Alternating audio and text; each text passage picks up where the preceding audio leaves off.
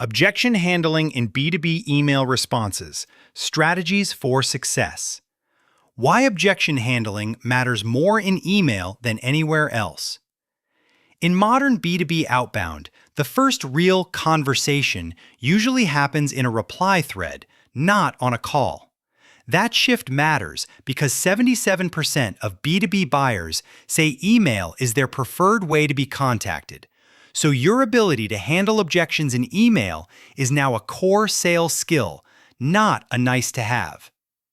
When a prospect responds with "not interested" or "no budget," you haven't lost, you've earned attention in the channel they chose. The mistake most teams make is treating objections like a dead end and moving on to the next lead. In reality, the reply itself is the scarce resource, because you're competing against crowded inboxes, spam filters, and vendor fatigue. If you sell through an in-house team, an outsourced sales team, or a specialized cold email agency, objection handling is where replies turn into meetings. At SalesHive, we approach objection handling as a repeatable system: fast responses, concise copy, and a clear next step. That discipline is especially important when buyers are skimming on mobile and making snap judgments. A clean, helpful reply builds credibility faster than any perfect first email. The inbox is noisy, so your objection replies are where you win. Cold email performance is brutally uneven. Across large benchmarks, average B2B cold email response rates are only 1 to 3%. While the top campaigns consistently hit 8 to 12%, a gap that's usually explained by relevance, sequencing, and what happens after the first objection comes back. Even more concerning, average reply rates declined to 5.8% in 2024, making every earned reply more valuable than it was a year earlier. Buyer behavior is also pushing conversations toward low-friction interactions. Gartner reported that 61% of B2B buyers prefer a rep-free buying experience, and 73% actively avoid suppliers that send irrelevant outreach, which means your follow-ups must feel helpful, specific, and easy to engage with. Email is still the preferred channel for many buyers, including stats showing 65% prefer communicating via email. But preference doesn't equal patience. The practical takeaway: your reply has to do more work with fewer words. If your response reads like a template, argues with the prospect, or asks for too much commitment too soon, you'll lose the thread. Strong objection handling is how a B2B sales agency or sales development agency protects hard-won attention and turns it into pipeline. Use a simple framework: acknowledge, align, reframe, ask. The fastest way to improve objection handling is to standardize how you respond without sounding robotic. We recommend a 4-step flow. Acknowledge what they said, align with their perspective, reframe with a relevant insight, and ask for one low-friction next step. It keeps your team consistent whether you run outbound in-house, through sales outsourcing, or via an outbound sales agency. Acknowledge is about respect and accuracy. Mirror their language so they feel heard. Align reduces defensiveness by agreeing with a reasonable constraint. Totally fair. Timing is everything. Reframe is where you add value in one sentence by shifting the conversation from your product to their priorities, risk, or opportunity cost. Ask is the part most reps overcomplicate. Keep replies tight, often under roughly 125 words. Include one clear CTA and make it easy to say yes or not now without losing face. If your goal is a meeting, the ask should be a small meeting, not a full demo. If your goal is qualification, ask one targeted question that determines next steps. Operationalize objection handling with playbooks, tags, and micro-cadences. Great replies aren't an individual talent. they're an operating system. Start by documenting your top 5 to 7 objections and writing what they typically mean underneath the surface: timing, risk, switching cost, internal politics, or unclear ROI. Then create 2 to 3 approved response patterns per objection that SDRs can personalize quickly inside your sales engagement tool. Next, add objection tagging to your CRM and treat it like revenue data, not nice-to-have notes. When every reply gets a primary objection label, you can see which objections show up most often, which ones convert, and where your messaging is attracting the wrong accounts. This is how an SDR agency or sales rep agency improves month over month instead of rewriting templates based on vibes. Finally, build micro-cadences that trigger after an objection because persistence is usually the difference maker. Follow-up emails can increase reply rates by up to 65%, and many sales happen only after several touches. The teams that stop after 1 or 2 replies give up right before the conversation would have shifted. If you also run cold calling services, align your email objection cadence with your B2B cold calling touches so the prospect experiences one coherent story across channels. An objection isn't a stop sign. It's the prospect finally telling you what would need to be true for this to be worth their time.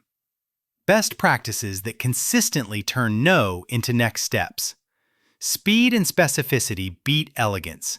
When a prospect replies, respond the same day whenever possible, and start by referencing their exact concern so your email can't be mistaken for an automated template.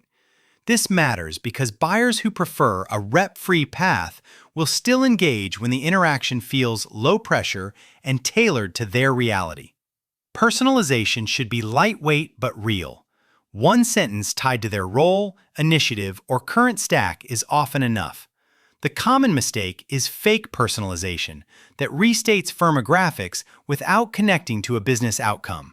That reads like noise and triggers the same avoidance behavior buyers complain about. The goal is not to prove you researched them. It's to prove your next step will be relevant. Also, normalize the fact that a no often precedes a yes. Sales stats frequently cited in the industry suggest roughly 60% of customers say no multiple times before agreeing, so your reply should keep the door open without sounding desperate. When your CTA is permission-based, should I circle back in Q1 or park this? You turn friction into clarity and make future follow-up feel earned. How to handle the most common email objections without sounding pushy. Not interested rarely means never. It usually means not relevant, bad timing, or you sound like everyone else. Your best move is to acknowledge, then ask a single clarifying question that reveals which of those is true. If the answer is timing, get permission to follow up with a specific window rather than a vague check back later that never happens. No budget is almost always a value framing problem or a priority problem. Don't argue. Reframe around cost of status quo and the smallest pilot-style next step that helps them evaluate without making a purchase decision in the inbox. Teams often lose here by sending a pricing sheet too early or by pushing for a call that feels like a trap. We already have a vendor, or we do this in-house, is about switching risk. Respect the existing approach, then offer a low-risk benchmark, a quick comparison, a short audit, or a Plan B conversation in case priorities change. If you run a blended motion with cold calling agency support, your cold callers should mirror the same respectful language so the prospect doesn't feel like email and phone are two different personalities. Measure what works: objection outcomes, reply speed, and conversion rates. If you want predictable improvement, you need objection-level metrics, not just meetings booked. Track conversion from each objection type to the next milestone. Reply to meeting, meeting to opportunity, and review it monthly with SDRs and AEs. That's how you learn, for example, whether no budget is truly a dead end or whether your team simply lacks a strong reframe. Reply speed is another lever many teams ignore because it's operational, not strategic.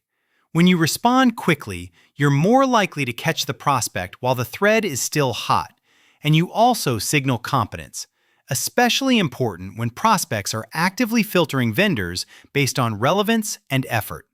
If your internal team can't keep up, sales outsourcing can be a practical way to maintain fast response SLAs without burning out your AEs. Use testing intentionally.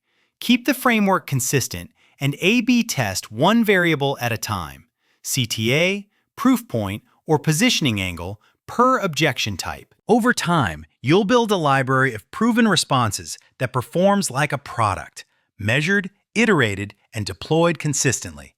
This is also where a cold email agency can outperform ad hoc outbound because the process is designed for continuous optimization rather than one-off cleverness.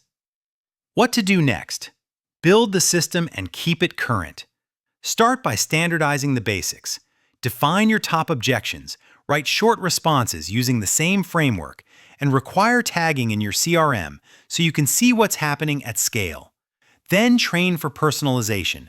One relevant sentence that ties to the prospect's role and priorities, because irrelevance is the fastest way to get ignored by buyers who already dislike vendor outreach. With email still a preferred channel for many prospects, the team that responds cleanly and respectfully will keep more conversations alive. Next, commit to a monthly objection review, where you bring real threads and update the playbook based on outcomes. This is where common mistakes get corrected quickly. Overly long replies, multiple CTAs, defensive tone, or dropping follow-up after a soft objection. If you're running pay-per-meeting lead generation or pay-per-appointment lead generation programs, this review becomes even more important because objection handling directly impacts unit economics. If bandwidth is the constraint, consider whether it's time to hire SDRs, hire SDRs faster with an SDR agency, or use a B2B sales outsourcing partner that can manage reply handling alongside sequencing. At SalesHive, we've seen the biggest gains come from pairing strong targeting and deliverability with disciplined objection workflows across email and, when appropriate, cold call services. The next year will only get noisier, so the teams that treat objection handling like a measured process, not an improvisation, will win more meetings from the same list.